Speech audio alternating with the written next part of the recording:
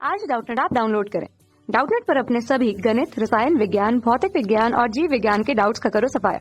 बस प्रश्न की फोटो खींचो, एक ही प्रश्न को क्रॉप करो और तुरंत वीडियो सोल्यूशन पाओ। अभी डाउनलोड करें। हेलो दोस्तों, तो इस प्रश्न में हमें दिया गया है कि निम्नलिखित में कौन सी संख्या किसी घटना की प्रायिकता नहीं हो सकती। तो हमें नीचे 4 विकल्प दिए गए हैं और चारों विकल्पों में एक एक संख्या दी गई है। ठीक है, तो हमसे कहा गया है कि इनमें से कौन सी संख्या हमारी किसी घटना की प्रायिकता नहीं हो सकती। तो इस प्रश्न को हल करने के लिए, इस प्रश्न का उत्तर देने के लिए हमें सबसे पहले प्रायिकता के बारे में पता होना चाहिए। तो किसी घटना के घटित होने की संभावना उसकी प्रायिकता कहलाती है। ठीक है, अगर किसी घटना के घटित होने की संभावना को मैं PA मान लूं, ठीक है, तो देखिए प्रायिकता का मान हमारा कभी भी, प्रायिकता का मान हमेशा हमारा 0 से तो बड़ा होगा, ठीक है, ग्रेटर देन 0 होगा, और या फिर बराबर होगा 0 के, या फिर हमारा 1 से छोटा होगा, यानी कि छोटा या 1 के बराबर होगा। तो देखिए प्रायिकता का मान हमारा ना तो कभी 1 से बड़ा हो सकता है और ना ही 0 से छोटा हो सकता है, यानी कि ऋणात्मक हो सकता है।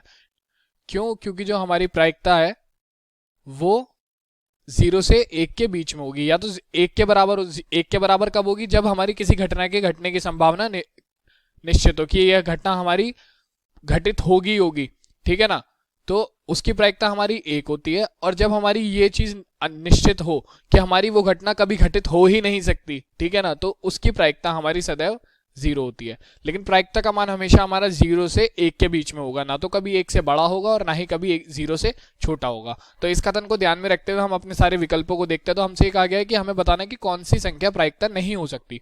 तो सबसे पहले देखते हैं 0.7। तो देखिए ये मान तो हमारा 0 से 1 के बीच में, तो यानी कि ये हमारी प्रायिकता हो सकती है।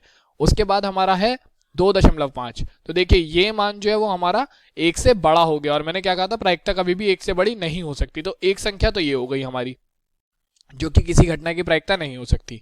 उसके बाद दिया गया हमें 75%, यानी कि 75% को हम क्या लिख सकते हैं, 75/100, यानी कि 0.75। तो देखिए ये भी 0 से 1 के बीच में है, तो ये भी किसी भी घटना की प्रायिकता हमारी हो सकती है।